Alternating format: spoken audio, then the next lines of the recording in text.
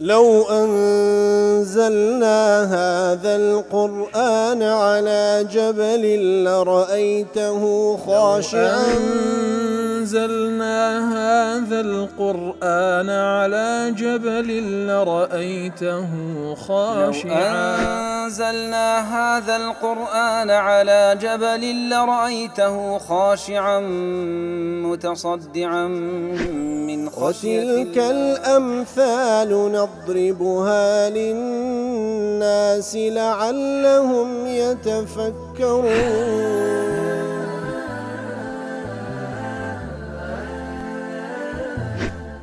الحمد لله والصلاة والسلام على رسول الله وعلى آله وصحبه ومن والاه.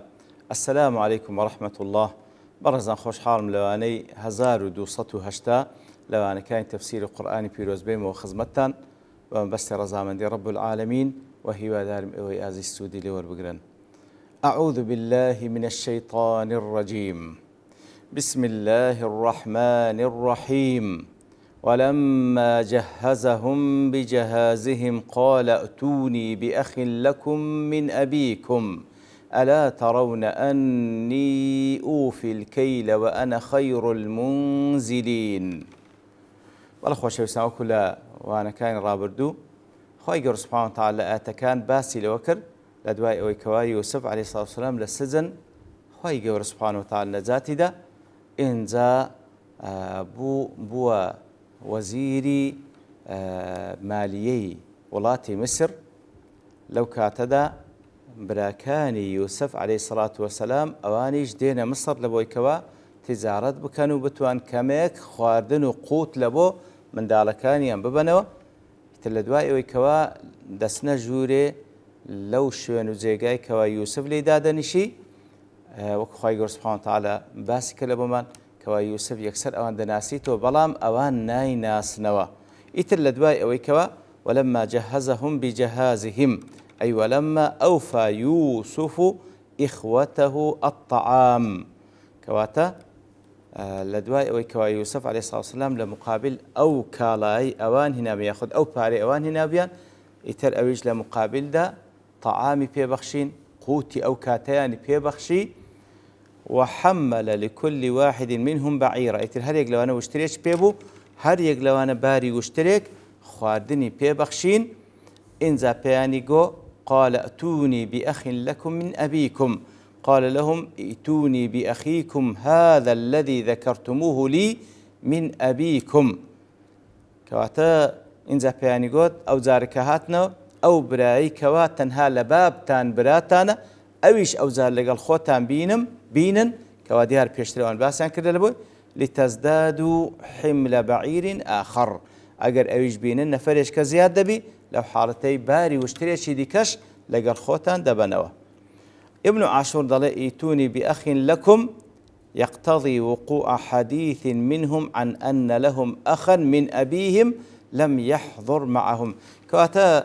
يعني يقل أسلوب كان قرآن بيروس كوا دائما بكرترين عبارة فراونترين ما لا دبخشي كاتك دفرمي ائتوني بأخ لكم من أبيكم أو برايتان كواتن هالا بابتانا بينن أو زالق الخوتان بلقي لسروي بيش أو يوسف باب فرمي بيش وقت ديارة هندك هوال يعني برسيو أوانيش باسيان كردي كوا برايش كشمان هي تنهالا باب من برا اتر فرموي أويج لقى الخوتان بينن كوا أو زال لقى ليان نبوة وإلا لكان إنباء يوسف عليه السلام لهم بهذا يشعرهم أنه يكلمهم عارفا بهم كوا قروان بي اوان باسيان نكر بلبا يوسف عليه الصلاة والسلام يكسر بيام فرميتن براش كشتان هيلق خوتان بينن لو حالتوان هست بيدكن كوا يوسف اوان دناسي لكاتك دا يوسف حريص عليه الصلاة والسلام كزاري خوي كشف نكا نزاني اوان نزانن او چه كواتا كاتك دلي براكتان لقى خوتان بينن بلقي لسوري كوا بيشتري گفتگویان کردیا تعريفيش خوان لبو کردیا لازمني أوانق وتيتان برياش كشمان هي يوسفش دفن أو برياشتان لقى الخوتان بينن. ذكر الأخ ولم يقل بأخيكم كواتا ائتوني بأخ لكم من أبيكم نافل من بأخيكم وإن كان قد عرفه وعرفهم أجر تسي أو ناسيو كوا أو تشيا وعرفهم أوانج دناسيتوا مبالغة في كونه لا يريد أن يتعرف لهم كواتك بوشي ودلة برايكتان هي لبابتان كبخوان ديار باسيان كرديا أو برايتان لقى خوتان بينن لكاتك دا أو دزاني أو بنياميني برايتي وأوانيش براكاني خوينا بەڵام کە بە ئوست و بەخسەیان لەگەڵ دەکا ئەوە زۆر مبالغەیە لەوەی کەوا دەیەوێت بە هیچ شێوەیەک ئەوە خۆی لە بۆ ئەوان کەشف نەکا ولا أنه يدري من هو وهەرو ئەوانیشان دەکە نازانی ئەو برایی چێیە إظهارا لعدم معرفته بأخيهم إلا من ذكرهم إياه عنده وانیشان دا کە من ئەو برایەتان ناناسم بەڵام وەکو بە خۆتان باسی دەکەن فعدل عن الإضافة المقتضية المعرفة إلى التنكير كواتا أجر بيفرمون با ائتوني بأخيكم لو حالتي أود بوا معرفة كواتا لا من ناسراوة بلان بأخ لكم من أبيكم أود بتماي نكرة لبويك وأواني شاندداك أو ناي ناسي وكو ضل فرق إلى الزبان عرب لنوان كاتك وكسك ضل مررت بغلامك ويأخذ بلي ومررت بغلام لك ففي التعريف يكون المتكلم عارفا بالغلام وفي التنكير يكون جاهل به كاتك دلي مررت بغلامك وتا أو غلاميتك من دينا سنبلاي أو تاتي بريم برام مررت بغلام لك بلاي غلامك دارو يشتم كوا يك لغلامك انتو ناي ناسم شيء والزام يك لغلامك انتو كواتا ليرش كذا يتوني بأخ لكم من أبيكم البوشي وكخسان لقلدك وكأنما أمناي ناسم براية تشينغويا لبابتانا أو لقل خوتا من نافر بأخيكم أقروا فرمي لو حالتي واني شاندا كوا يا كشف ذا بكوا دي ناسي باشان يوسف عليه الصلاة والسلام بيان دفرمي بوكوا كقران لبوكوا زاريش كش بينوا هانيان دا بأسلوب خسان لقلدك هانيان دكوا بينوا لاي لو بيان دفرمي ألا ترون أني أوفي الكيل وتآنا بين كوا عادتي منوايا وتأوتان لمن نبيني كوا عادتي منوايا أوفي الكيل أي إتمام الكيل دائما نابين كوا من كاتكوا لمقابل دا لمقابل أفاري هنايتان كوا بتيرو توابي باركتان لو باردكم اشتيشي تواوتان ددمي وأني لا أبخس الناس شيئا نابين أمن بيشويك لقدر قيمته يأخذ لا مقابل بيبخشيني خلشي هيتي لك همنا كموا وأنا خير المنزلين أي وأنا خير المضيفين في مصر لمن نزل بي وأنا ووصف خويدك كوامن تاكترين خانخوي مكاتك وكسي لمصر دبتميواني من تاكترين خانخويمو تاك ريزي لذنم وأوش إشارة وسأحسن إليكم وأكرمكم إذا أتيتم أخيكم كواتا مطمئن بن متأكيد بن تاكتان لقلدكم ريستان لذنم أجر أو برياشتان لقل خوتان بينن سعدي دلي في الآية مشروعية الضيافة لو آتوا إلى دخلنا دريتوا كوا ضيافة ميوان داريتي كردني خلشي اشتيشي مشروعة وأنها من سنن المرسلين يكيكا لسنة بيغمبران عليهم الصلاة والسلام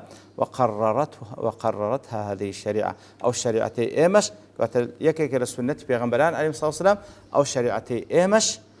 إقراري بيكردية وهروها وصفي كردية كيكا لصفة إيمان داران أبي السعود دلي يوسف عليه الصلاة والسلام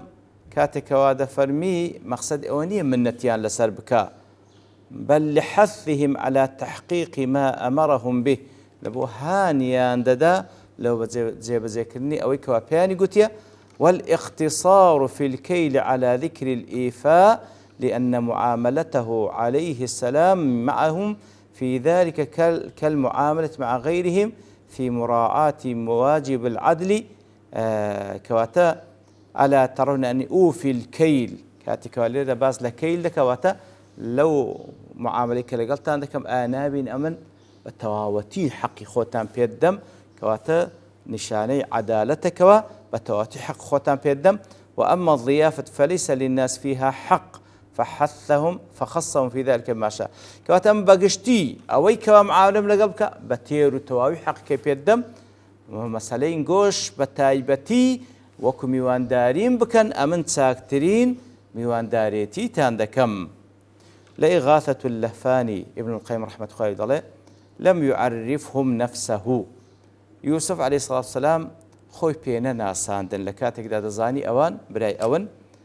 لأسباب فيها منفعة لهم ولأبيهم وله لبرتسن هوكاركوا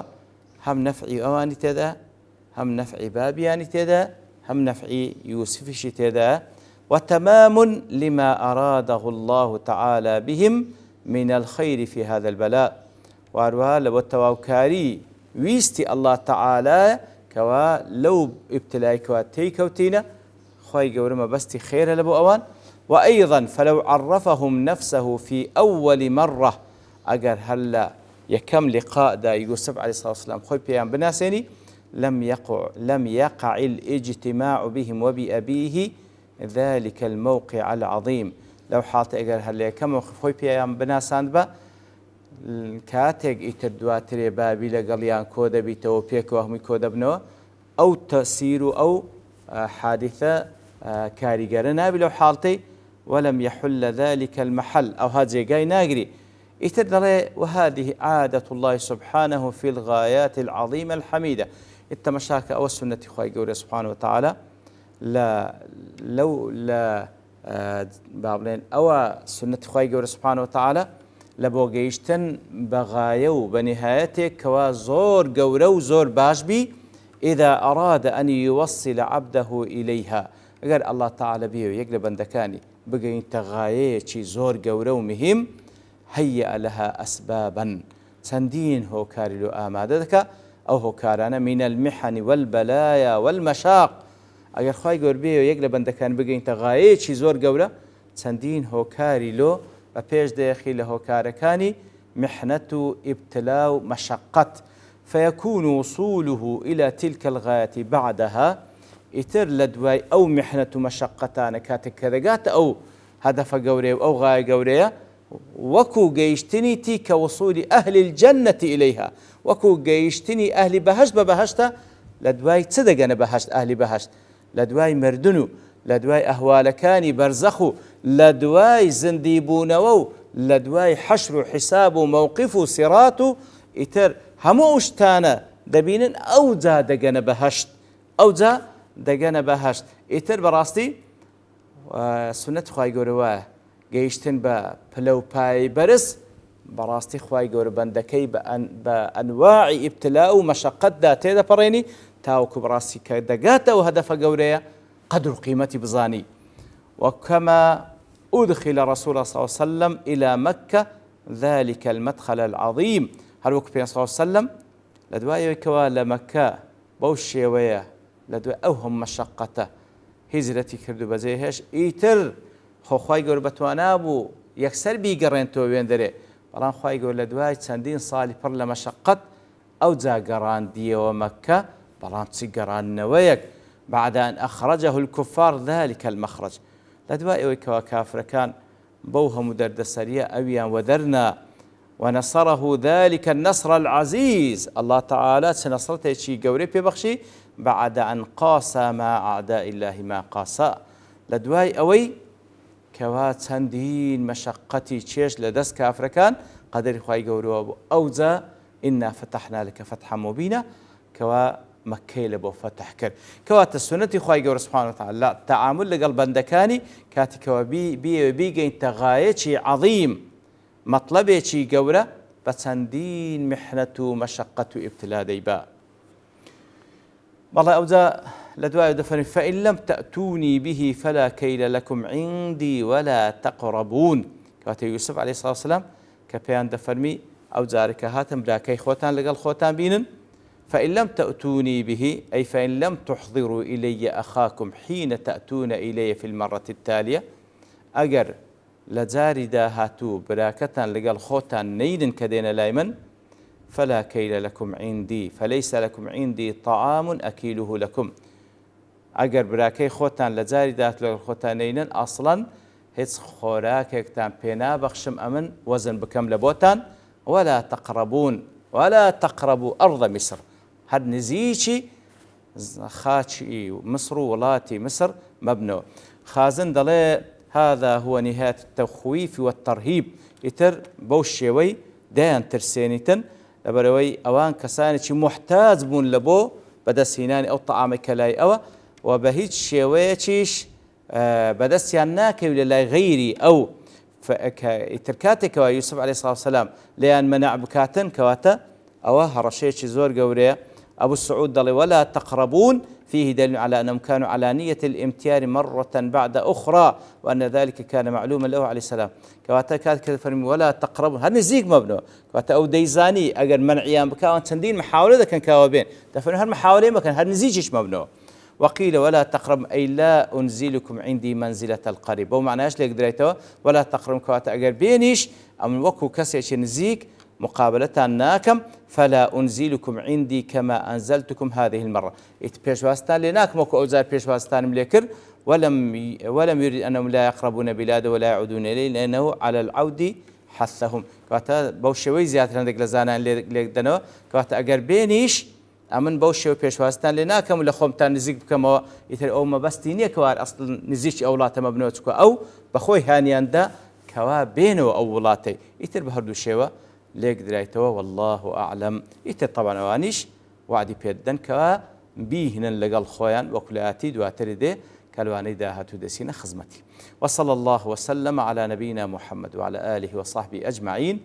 وآخر دعوانا الحمد لله رب العالمين. لو أنزلنا هذا القرآن على جبل لرأيته خاشعا